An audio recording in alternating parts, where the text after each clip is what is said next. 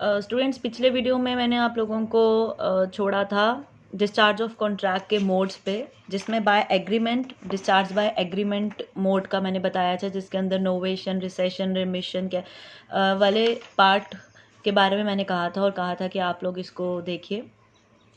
मैं आप लोगों को छोटे से साइनॉप्सिस इसमें दे देती हूँ। अभी तक हमने डिस्चार्ज ऑफ कॉन्ट्रैक्ट में डिस्चार्ज ऑफ कॉन्ट्रैक्ट का थोड़ा सा बेसिक रूलिंग पढ़ा है, डिस्चार्ज ऑफ कॉन्ट्रैक्ट के बारे में पढ़ा है, जिसमें हमने इम्पॉसिबिलिटी ऑफ कॉन्ट्रैक्ट्स पढ़े हैं, इनिशियल इम्पॉसिबिलिटीज, सब्सिक्वेंट इम्पॉसिबिलिटीज़, जिनको हम फ्रस्ट्रेशन ऑफ कॉन्ट्रैक्ट्स भी कहते हैं। इसके अलावा डिस्चार्ज कैसे होता है? डिस्चार्ज बाय परफॉर्मेंस होता है, डिस्चार्ज आपकी बाय इम्पॉसिबिलिटीज़ हो गया, डिस्चार्ज बाय एग्रीमेंट जिसके अंदर novation, recession, alteration, remission, waiver आता है। इसके अलावा discharge by operation of law होता है, discharge by lapse of time होता है। हमें लैप्स ऑफ टाइम का लैप्स ऑफ टाइम का बेनिफिट पता है कि एक कॉन्ट्रैक्ट के अंदर टाइम बहुत मायने रखता है। हम सब जानते हैं कि ये कॉन्ट्रैक्ट किसके डिज़ायर पे बनता है? प्रॉमिसर की डिज़ायर पे बनता है। मतलब कॉन्ट्रैक्ट के अंदर जितनी भी इच्छाएं होती हैं वो प्रॉमिसर के हिसाब से मानी जाती है, कॉन्ट्रैक्ट प्रॉमिसर के हिसाब से बनाया जाता है। जैसे दो लोग हैं, ए और बी, वो दोनों एक कॉन्ट्रैक्ट में एंटर होते हैं regarding the supply of an article, and A says कि मुझे 5 जून को ये आर्टिकल्स चाहिए at 2 PM। So if the promisee decided and promised to perform that particular contract on that particular day with particular time, तो वो promisee bind हो गया अब उस person के साथ, और अब उसको क्या करना पड़ेगा? 5 जून को दोपहर को 2 बजे तक उसको उस रीजनेबल टाइम के अंदर चीज़ों को कैरी करना पड़ेगा। अगर वो लोग प्रॉमिसी उसको परफॉर्म नहीं करता है और टाइम लैप्स हो जाता है, तो प्रॉमिसर के पास पावर आ जाती है कि वो उसको लैप्स कर सकता है, उसको टर्मिनेट कर सकता है, डिस्चार्ज कर सकता है। तो एक कॉन्ट्रैक्ट तब भी डिस्चार्ज हो जाता है जब जिस टाइम पे आपको कॉन्ट्रैक्ट परफॉर्म करने के लिए कहा हो और पार्टी उस टाइम पे वो कॉन्ट्रैक्ट परफॉर्म ना करे। अब discharge by operation of law कैसे होता है? ऑपरेशन ऑफ लॉ का मतलब है जब पार्टी जो है वो कोर्ट के थ्रू, या पार्टीज जो है वो कोर्ट के थ्रू डिस्चार्ज होती हैं। अब कभी कोई पर्सन, जैसे हमने टेलर वर्सेस कैल्डवेल के केस में कहा था कि वो जो हॉल था वो उस पर्सन को दिया गया उसके 4 कॉन्सर्ट्स को परफॉर्म करने के लिए, बट हॉल डिस्ट्रॉय हो गया और पार्टी ने क्या किया? टेलर के ऊपर केस फाइल कर दिया कि भाई मेरे को कंपनसेट किया जाए क्योंकि इसने अपना एग्रीमेंट जो है परफॉर्म नहीं किया और ये फेल हो गया। तो कोर्ट कहता है कि इन केसेस में आप अपनी कंपनसेशन रिकवर नहीं कर सकते। हाँ, जो पैसा आपने दिया है वो आप रिकवर करवा सकते हैं, बट आप रिकवरी नहीं कर सकते, आप डैमेजेस क्लेम नहीं कर सकते हैं, क्योंकि ये इवेंट एक पर्सन की कंट्रोल से बाहर है। डिस्चार्ज ऑफ कॉन्ट्रैक्ट जो है, जब वो लीगली डिस्चार्ज होता है बाय परफॉर्मेंस, तो वो सारी चीज़ें परफॉर्म करके होता है, बट जब वो अदर रीजंस की वजह से टर्मिनेट करना पड़ता है तो वो ऐसे इवेंट की हैपनिंग की वजह से हो जाता है जो इवेंट दोनों पार्टीज की कंट्रोल में नहीं होता, उनकी पावर उनकी कंट्रोल के बियॉन्ड होता है। जैसे कोई चीज़ डिस्ट्रॉय हो जानी, पर्सन की डेथ हो जानी, कोई नेचुरल कैलामिटी की वजह से कोई डिस्ट्रॉयमेंट हो जानी, इन रीजंस की वजह से चीज़ें डिस्चार्ज हो जाती हैं। अब जब कोई पर्सन जो है इंसॉल्वेंट हो जाए, अब सपोज ए और बी दोनों कॉन्ट्रैक्ट में एंटर हुए थे और ए इंसॉल्वेंट हो जाता है और बी को पे नहीं कर पाता, बी अपना परफॉर्मेंस कर देता है। अब बी जो है वो क्लेम करता है कि इंसॉल्वेंसी हो गई सर, अब इसको बोलो मेरे डैमेजेस क्लेम करे क्योंकि मैंने परफॉर्मेंस की है। कोर्ट हमेशा कोशिश करता है कि दूसरी पार्टी को भी बेनिफिट मिले, तो जितना भी कंपनसेशन हो सकता है वो दे सकता है, अदरवाइज कोर्ट जो है उस चीज़ को टर्मिनेट कर देता है। बट जितनी हद तक वो कंपनसेट एक रीजनेबल वे में किया जाए वो दूसरी पार्टी को कंपनसेट किया जा सकता है। जब पार्टी की डेथ हो जाती है तो परफॉर्मेंस जो है वो इम्पॉसिबल हो जाती है, तो उस टाइम पे एक कॉन्ट्रैक्ट जो है वो फ्रस्ट्रेट हो जाता है, इम्पॉसिबल हो जाता है और डिस्चार्ज हो जाता है। अब आता है डिस्चार्ज बाय एग्रीमेंट, जिसके अंदर सबसे पहला पॉइंट है नोवेशन।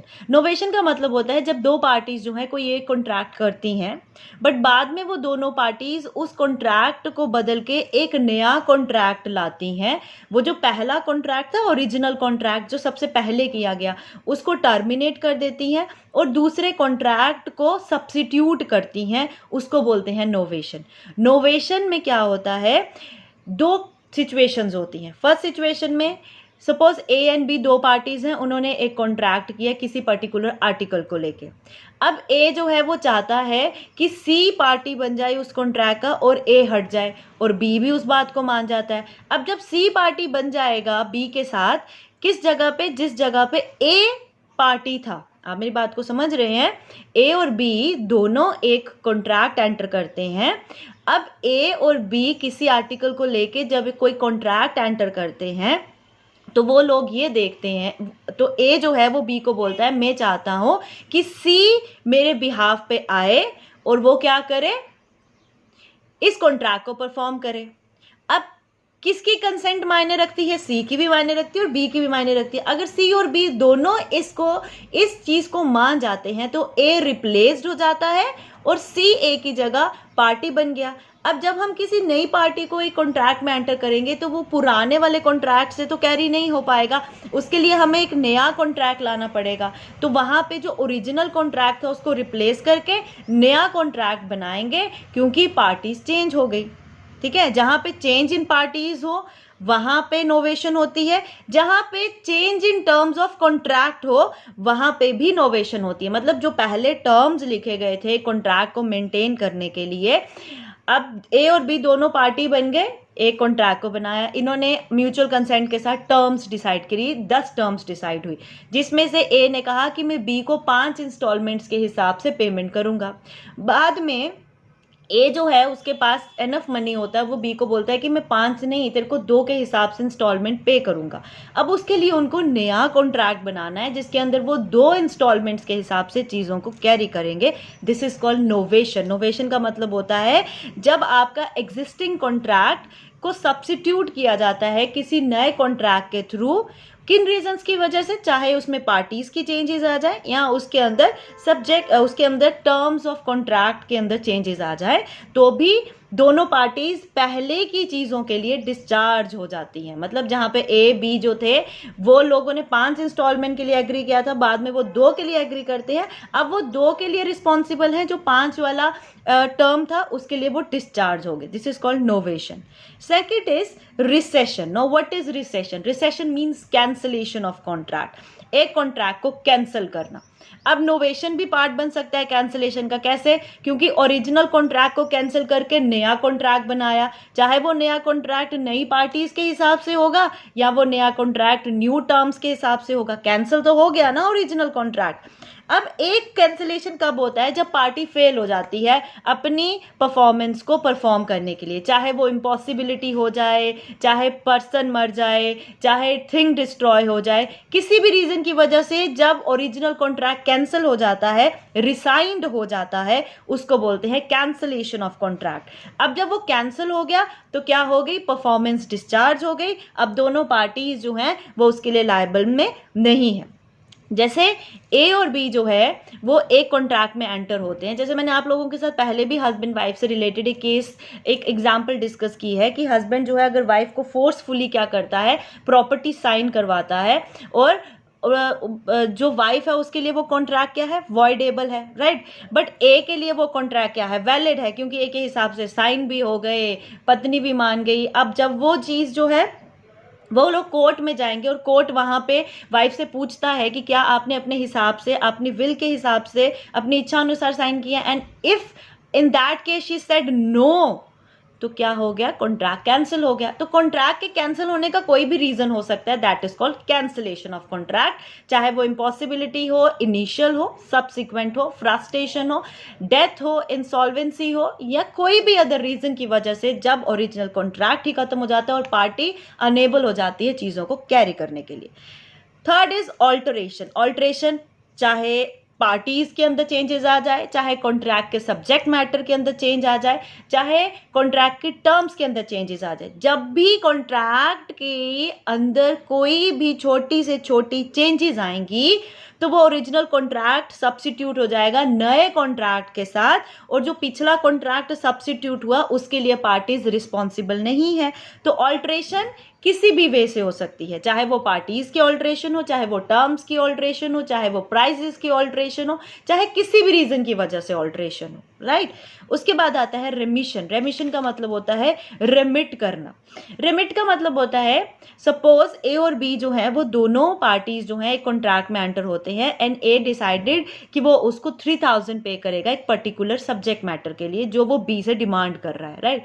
अब ए जो है उसके लिए 3000 पे करना पॉसिबल नहीं हो पा रहे और वो बी को खाली 2500 पे करता है और बी उसमें सेटिस्फाई हो जाता है और बोलता है भाई तेरा मेरा लेन देन खत्म, तूने मुझे 2500 दे दिए वही बहुत है। This is called remission. जब कोई पार्टी एक्सेप्ट करती है लेसर अमाउंट को in terms of fuller amount, जो एक्चुअल में अमाउंट पे करना था उसके बदले वो लेस अमाउंट से ही सेटिस्फाई हो जाती है और कहती है भाई अब तेरा मेरा कॉन्ट्रैक्ट खत्म। This is called discharge of contract through रेमिशन, जिसमें आप पूरा अमाउंट ना लेके एक हिस्सा लेके ही सेटिस्फाई हो जाते हैं, ठीक है, उसको बोलते हैं रेमिशन। वेवियर, वेवियर का मतलब होता है छोड़ना, अबंडन करना, गिव अप करना। जब कोई पार्टी अपने राइट को गिव अप कर देती है और भाई वो कहती है कि भाई तेरा मेरा खत्म, अब हम आगे से हमारे बीच में कोई कॉन्ट्रैक्ट नहीं है, हमारे अंदर हमारा कॉन्ट्रैक्ट डिस्चार्ज हो चुका है, हम कोई परफॉर्मेंस परफॉर्म नहीं करेंगे। जैसे ए जो है वो बी को प्रॉमिस करता है कि मैं तेरे लिए क्या करूँगा, पिक्चर पेंट करूँगा, और बाद में बी जो है वही उसको मना कर देता है भाई हमें कोई पिक्चर नहीं चाहिए, और ए कहता है ठीक है कोई पिक्चर नहीं चाहिए। That is called waiver of contract. Acceptance of any other satisfaction, मतलब जिस चीज़ के लिए कॉन्ट्रैक्ट किया वो चीज़ तो नहीं मिली बट किसी और सब्सिट्यूट चीज़ के लिए आप सेटिस्फाई हो गए और बोला चल इसके बदले ये ही सही, राइट। जितना amount suppose 100 bags of rice चाहिए थे बट 50 बैग्स ऑफ राइस ले लिए, लाइक रेमिशन। 5000 चाहिए था, 3000 लेके सेटिस्फाई हो गए। या अगर आपको बासमती राइस चाहिए था बट दूसरे राइस के थ्रू ही आप सेटिस्फाई हो गए, तो इस तरीके से आपने कॉन्ट्रैक्ट को डिस्चार्ज कर दिया। This is called discharge of contract by acceptance of any other satisfaction. This is the full topic of discharge of contract, in which we have discussed the synopsis of discharges by performance, जब actually में दोनों parties perform करके खत्म हो जाती है। Impossibility of performance, जिसको हम फ्रस्ट्रेशन ऑफ कॉन्ट्रैक्ट बोलते हैं, जो आपके section 56 of Indian contract act में आते हैं, जिसमें हमने इनिशियल और सब्सिक्वेंट पढ़ा था। बाय एग्रीमेंट, जिसके अंदर हमने नोवेशन, रिसेशन, रिमिशन, वेवियर और एक्सेप्टेंस और in case of any other satisfaction का पड़ा है, and by lapse of time, by operation of law. So यहाँ पे आपका डिस्चार्ज ऑफ कॉन्ट्रैक्ट एंड होता है। होपफुली आपको चीज़ें समझ आई होंगी, जिनको नहीं आई वो मेरे से कभी भी क्वेरी कर सकते हैं। Thank you so much.